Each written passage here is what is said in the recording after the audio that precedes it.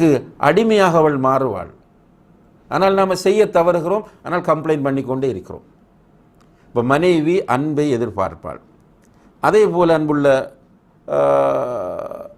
சகோதர சகோதரிகளை, ஒரு மனைவியை பொறுத்தவரையில் கணவன் பொதுவாக கோபக்காரனாக இருக்கக்கூடாது என்று எதிர்பார்ப்பார்கள். ஒரு கணவன் கோபக்காரனாக இருக்கக்கூடாது என்று இஸ்லாம் பொதுவாக ஒரு நல்ல முஃமினை அப்படித்தான் அடையாளப்படுத்துகிறது. கோபக்காரனாக கணவன் முஸ்லீம் இருக்கக்கூடாது. ஒரு ஷார்ட் டெம்பரான ஒரு நபித்தோழர் ரசூலுல்லாஹி அலைஹி வஸல்லம் அவர்களிடம் வந்து அவுசினி யா ரசூலல்லாஹ் என்று கேட்கிறார். அல்லாஹுடைய தூதர் எனக்கு வசியச் செய்யுங்கள் என்று.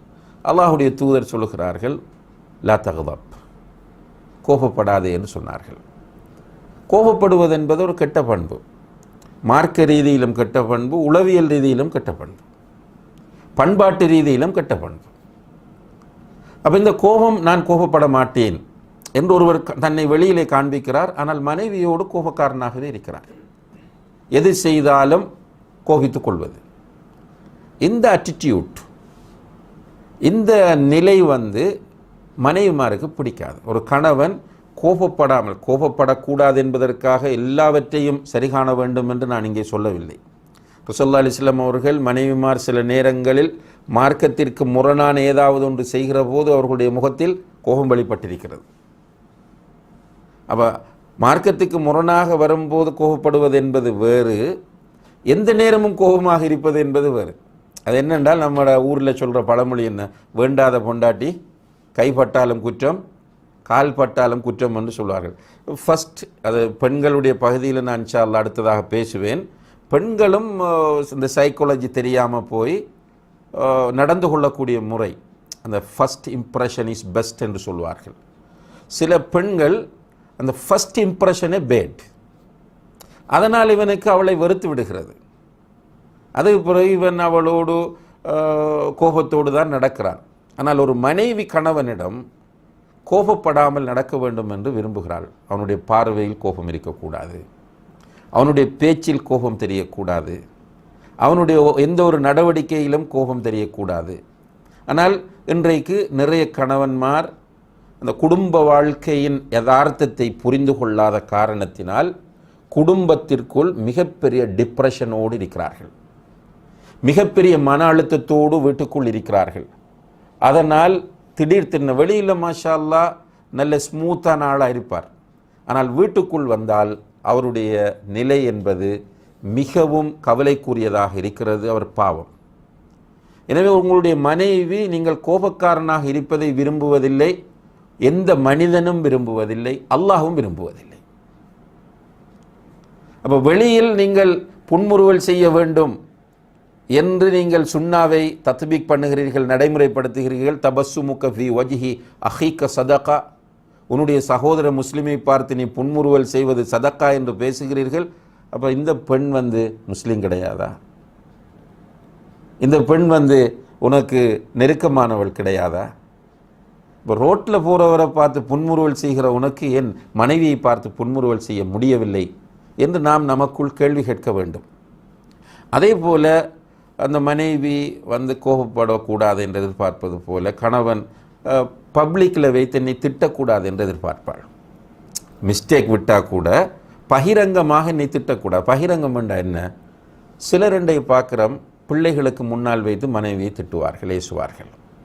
இது ஓரளவு பரவாயில்லை, அதுவும் பிழை, 100% மார்க்க ரீதியிலும் பிழை, சைக்காலஜிக்கலாகவும் பிழை, ஒரு பண்பாட்டு ரீதியாகவும் தவறு.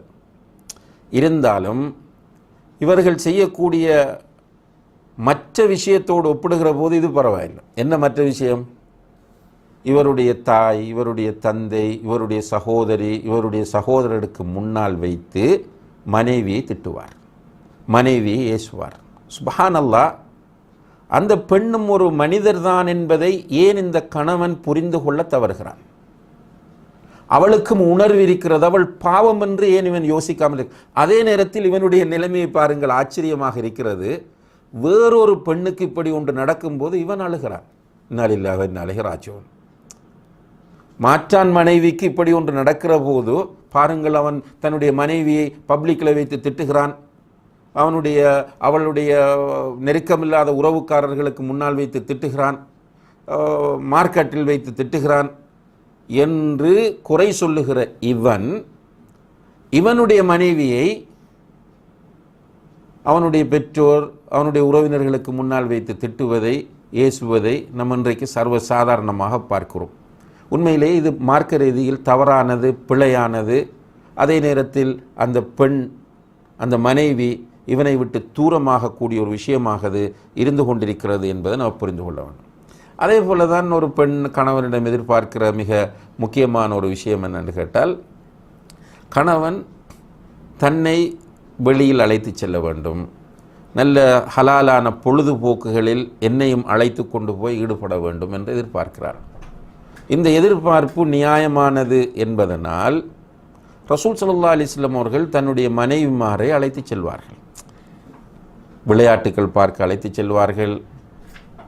ரைட், நீங்கள் பார்க்கலாம், யுத்தத்திற்கு போகும்போது கூட நம்ம படிக்கிறோம், சீட்டுக்குலைக்கு மனைவி அழைத்து போனார்கள்.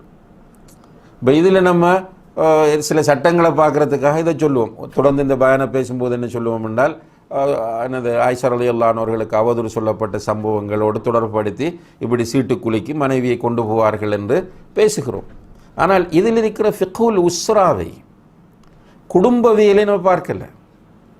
யுத்தத்துக்கு போகும்போது, ஒரு பெரிய தூர பயணம் போகும்போது ரசூலுல்லாஹி அலைஹி வஸல்லம் அவர்கள் மனைவியையும் கூட அழைத்து போகிறார்களே, இதில் உள்ள ஃபிக்ஹுல் உஸ்ரா என்ன, இதில் இருக்கக்கூடிய இஸ்லாமிய குடும்பவியல் என்ன என்பதை நம்ம சரியாக சிந்திப்போமாக இருந்தால், நிச்சயமாக அன்புள்ள சகோதர சகோதரிகளை, நம்முடைய மனைவிமாருடைய அந்த ஆசை நியாயமானது, அதை நாம் நிறைவேற்றுவது சுன்னா என்பதை நம்மால் புரிந்து கொள்ள முடியும். அதே போல் மனைவிமார் நம்மிடம் எதிர்பார்க்கிற இன்னும் ஒரு மிக முக்கியமான விஷயம்தான், அவர்களை நம்முடைய லைஃப் பார்ட்னராக ஏற்றுக்கொள்ள வேண்டும் என்பது. ஒரு வேலைக்காரியாக வைத்துக்கொள்ளக்கூடாது. இன்றைக்கு நிறைய பேர் மனைவிமாரை வேலைக்காரியாகத்தான் வைத்திருக்கிறார்கள். துணி துவைத்து கொடுப்பது, சமைத்து கொடுப்பது, இவருடைய பிள்ளைகளை வளர்ப்பது, வீட்டை கிளீன் பண்ணுவது, தோட்டத்தை கிளீன் பண்ணுவது, இப்படியான வேலைகள் செய்ய வேண்டும் என்கிற நிலையில் தான் வைத்திருக்கிறார்கள்.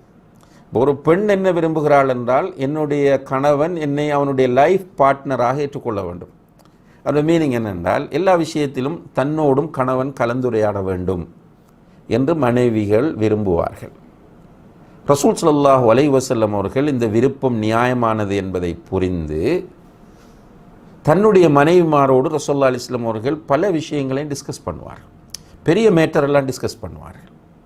அன்னை ஹதீஜா ரலியல்லாஹு அன்ஹா அவர்களோடு மிகப்பெரிய விஷயங்களை டிஸ்கஸ் பண்ணியிருக்கிறார்கள்.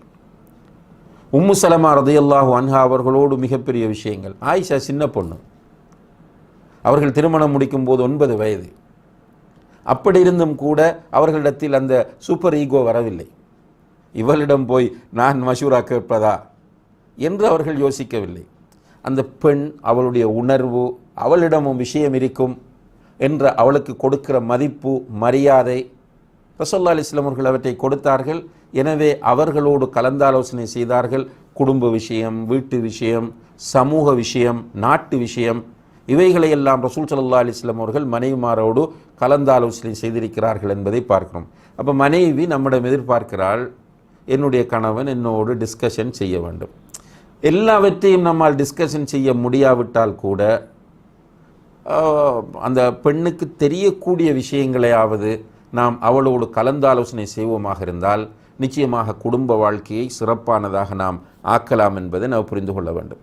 அடுத்ததாக பெண்கள், நான் பேசுகிற விஷயங்கள் எல்லாம் அன்புள்ள சகோதர சகோதரிகளே, பெண்களிடமிருந்து கவுன்சிலிங் கேட்டு வந்த முறைப்பாடுகளை புனமாக வைத்துத்தான் இங்கே பேசி கொண்டிருக்கிறேன். அப்போ நிறைய பெண்கள் என்ன சொல்லுவாங்கன்னு கேட்டால், என்னுடைய கணவன் அவருடைய டார்கெட் முழுக்க பணம் சம்பாதிப்பதாகத்தான் இருக்கிறது. பிஸ்னஸ், ஜாப், பணம், பேங்க், இதில் தான் அவர் எப்போதுமே பிஸியாக இருப்பார். வீட்டில் 3 குழந்தைகள் இருக்கிறார்கள், 4 குழந்தைகள் இருக்கிறார்கள், 2 குழந்தைகள் இருக்கிறார்கள். இவர்களை பற்றி ஒரு நாள் கூட என்னோடு டிஸ்கஸ் பண்ணுவதும் இல்லை, அவர்களுடைய கல்வி விஷயத்தில் கவனம் செலுத்துவதும் இல்லை, அவர்களை பற்றி அக்கறை காட்டுவதும் இல்லை, அவர்களுக்கு பாடம் சொல்லிக் கொடுப்பதில்லை, அவர்களுடைய நோட் புக்கை எடுத்து பார்ப்பதில்லை, அவர்கள் ஹெஃபுல் பண்ணுகிறார்களா இல்லையா என்று செக் பண்ணுவதில்லை, மதரசாவுக்கு மக்தபுக்கு போகிறார்களா என்று பார்ப்பதில்லை என்று நிறைய பெண்கள் புலம்புகிறார்கள். நிறைய ஆண்கள் அப்படி இருக்கிறார்கள். நான் ஆரம்பத்தில் சொன்னேனே, நிறைய ஆண்களுடைய மனநிலை என்னவென்று கேட்டால்,